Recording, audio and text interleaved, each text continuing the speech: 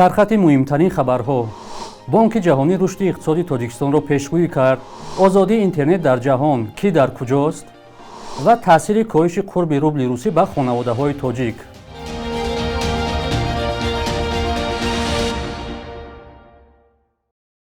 дуруд бинандаҳои азиз, барномаи навиди бомдодиро бо хабарҳои нав аз Тоҷикистону ҷаҳон аз студияи радиои Озодӣ дар Душанбе тақдим мекунем. имрӯз 12 октябр аст. додгоҳи олии Тоҷикистон шикояти хонаводаи Абдулло Ғурбатӣ, хабарнигори зиндонии тоҷикро бетағйир гузоштааст. баъди 4 марҳилаи додгоҳӣ ки ҳамааш ҳукми хабарнигорро бетағйир мондаанд, хонаводаи ӯ тасмим гирифтанд ки ба Созмони Милали Муттаҳид шикоят баранд. Муборак Қосимзода, ҳамсари Абдулло Ғурбатӣ, рӯзи 11 октябр дар суҳбат ба радиои Озодӣ гуфт, охирин зинаи додгоҳӣ, яъне марҳилаи назоратии додгоҳи олии Тоҷикистон ҳам шикояти онҳоро дар робита ба парвандаи шавҳараш бетағйир гузошт. мо то имрӯз барои талаби адолати парвандаи Абдулло 4 зинаро гузаштем. охирин зинае ки мо мехоҳем муроҷиат кунем, ин Кумитаи ҳифзи ҳуқуқи Созмони Милали Муттаҳид аст ки мо умед дорем ки ин кумита ба парванда таваҷҷӯҳ мекунад, афзуд ӯ. додгоҳи олӣ гуфтааст ки ҳукми хабарнигор бо далелҳои дар парванда буда исботи худро ёфтааст, бинобар ин зарурати тағйири онро намебинанд. Дилафрӯз Самадова, вакили мудофаи Абдулло Ғурбатӣ, мегӯяд, далелҳои айбдоркунӣ нисбати зерҳимояаш беасос ва ғайриқонунианд. хонаводаи ин хабарнигор ба ваколадор оид ба ҳуқуқи инсон дар Тоҷикистон низ барои расидагӣ ба парвандаи ӯ шикоят карданд, вале тавре таъкид намуданд, аз ин ниҳод то ҳол посухе дарёфт накардаанд. қаблан додгоҳи ноҳияи Шомансур Абдулло Ғурбатиро бо гуноҳи таҳқири намояндаи ҳокимият ва узвият дар гурӯҳҳои мамнӯъ 7.5 сол аз озодӣ маҳрум карда буд. худаш ҳукмро беасос номид. Абдулло Ғурбатӣ моҳи июни соли гузашта дастгир ва моҳи октябр ба зиндон маҳкум шуд. ӯ дар гузашта дар нашрияи Фараж ва хабаргузории Азия Плюс кор кардааст. дар бештар аз як соли охир дар Тоҷикистон 8 рӯзноманигору блогер бо гуноҳи ҳамкорӣ бо созмонҳои мамнӯъ аз 7 то 21 сол маҳкум шуданд. бонки ҷаҳонӣ дар гузорише вазъи иқтисодро дар кишварҳои Аврупо ва Осиёи марказӣ таҳлил кард. бинобар он рушди иқтисоди Тоҷикистон дар поёни соли 2023 дар сатҳи 6.5% пешбинӣ шудааст. соли дуввум аст ки дар арзёбии ин ниҳоди байналмилалӣ Арманистон, Гурҷистон, Тоҷикистон пешсафҳои рушди иқтисодии минтақа ба шумор мераванд. яъне пас аз Арманистон ки рушди иқтисодаш 6.6% пешбинӣ шудааст, рушди иқтисоди Тоҷикистон дар байни кишварҳои минтақа дуввумин будааст. тибқи гузориши Бонки ҷаҳонӣ, иқтисоди Тоҷикистон дар солҳои 2010 то 2022 ба ҳисоби миёна 7.1% рушд кардааст. мақомоти Тоҷикистон то ҳол ба ин гузориш вокуниш накарданд. пештар гуфта буданд ки рушди иқтисоди кишвар дар соли гузашта 8%-ро ташкил медиҳад. таҳлилгарони Бонки ҷаҳонӣ таъкид намуданд ки рушди иқтисоди Тоҷикистон аз ҳисоби маблағҳои интиқолӣ аз хориҷа ва сармоягузорӣ ба бахши иншооти давлатӣ сурат гирифтааст.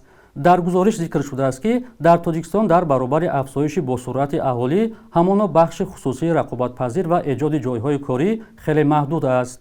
дар ин арзёбӣ гуфта шудааст ки ба таври қобили мулоҳиза берун рафтани нерӯи корӣ бахусус ба Русия боис ба афзоиши вобастагии иқтисодӣ аз интиқоли пули муҳоҷирон шудааст. вобастагии зиёд ба як манбаи даромади хориҷӣ осебпазирӣ дар баробари зарбаҳои беруниро афзоиш додааст, хулоса карданд коршиносони Бонки ҷаҳонӣ.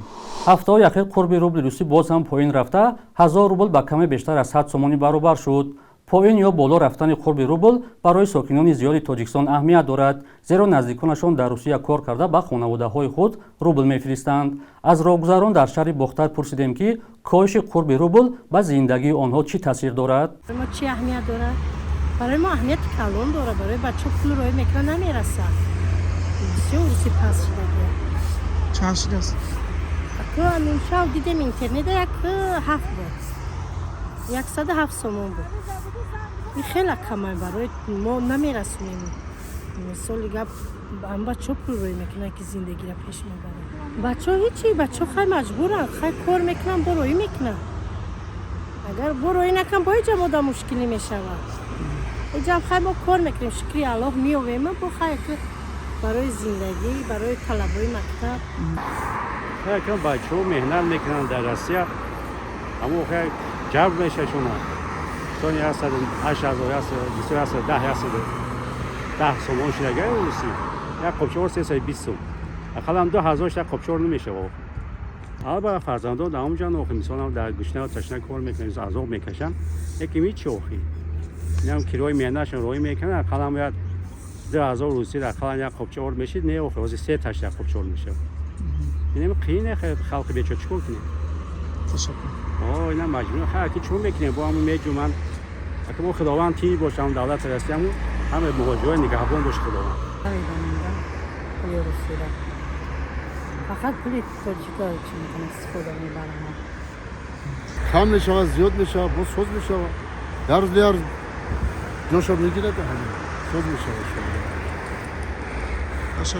ها ایشالا ناز میشه شما پام هست جانم هست روی میکنم پول حاضر کورس چقدر است؟ من دینا مایده کردم 108 مایده کردم به هفت هست به هفت اول مثل 5000 مایده میکردیم روبله 750 سومون میشد دینا 10000 مایده کردم 1800 سومون شد پس بعد به هفت پس چی میگن مهاجر از اونجا؟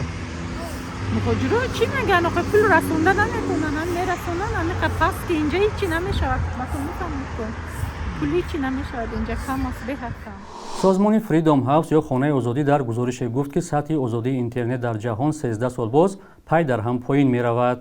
گزارش فریدم آن نت 2023 در اول ماه اکتبر امسال نشر شد. مؤلفان وضع را از ماه می سال 2022 تا ماه می سال 2023 در 70 کشور جهان سنجیدند ولی آن تاجیکستان را فرا نمیگیرد.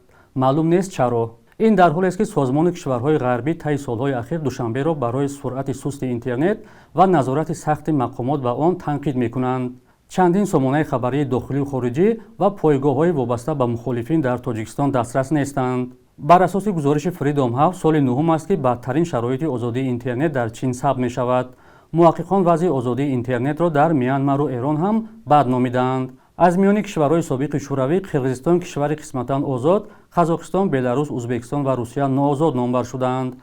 محققان فریدم هاوس ایسلندیا را کشور اینترنتی آزاد اعتراف کردند. از این نگاه استونیا و کوستاریکا در جایگاه دوم و سوم و ایالات متحده آمریکا در مقام 12 هستند.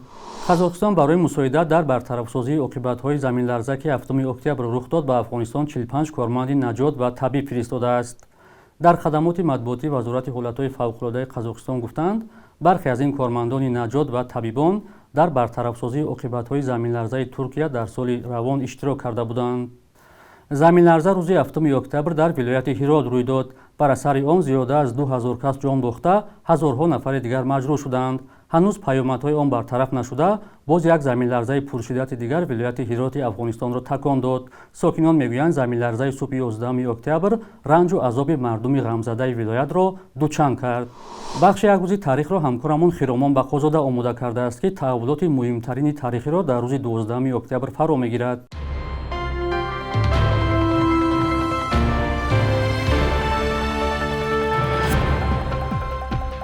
12 октябри соли 1933 дар гӯшаи шимолу ғарбии шаҳри душанбе нахустин боғи ботаникӣ таъсис шуд ки зери назари академияи илмҳои тоҷикистон амал мекунад.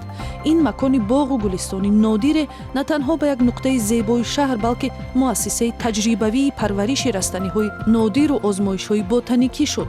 дар солҳои истиқлол он ба боғи ирам тағйири ном кард ва яке аз маҳбубтарин маконҳои сайругашти сокинон гаштааст. 12 октябри соли 2009 бо иштироки президенти тоҷикистон эмомалӣ раҳмон ва пешвои исмоилиҳои ҷаҳон шоҳзода оғохоничор дар шаҳри душанбе маркази нахустини исмоилиён дарҳои худро боз кард. ин шашумин маркази муҳташами пайравони мазҳаби исмоилия дар ҷаҳон будааст. дар ин маросим таъкид шуд ки ин як муассисаи фарҳангӣ барои истиқболи ҳама гурӯҳҳои ҷомеаи тоҷикистон ва берун аз он хоҳад буд. дар тоҷикистон беш аз 200 000 пайрави мазҳаби шиаи исмоилӣ ва қисмати аслии онҳо дар вилояти бадахшон ба сар мебаранд. 12 октябри соли 1902 нависандаи рус Павел Лукницкий таваллуд шудааст ки дар баробари саҳмаш дар адабиёти рус барои тавсифи Помир ва омӯзиши ҷуғрофиёву кӯҳҳои он саҳми зиёд гузоштааст. Лукницкий 71 сол умр дид ва яке аз маъруфтарин асарҳои ӯ дар миёни хонандаҳои тоҷик рамани Нисо аст ки бар асоси он филми Давлатхудо Назаров бо номи Субҳи ҷавонии мо бардошта шуд. صبح امروز در بانک‌های تاجیکستان 1000 روبل روسیه 109 سومانی و 50 درهم و 100 دلار آمریکایی 1096 1097 سومانی ارزش دارد. قربی رسمی بانک ملی تاجیکستان برای امروز چنین تعیین شده است.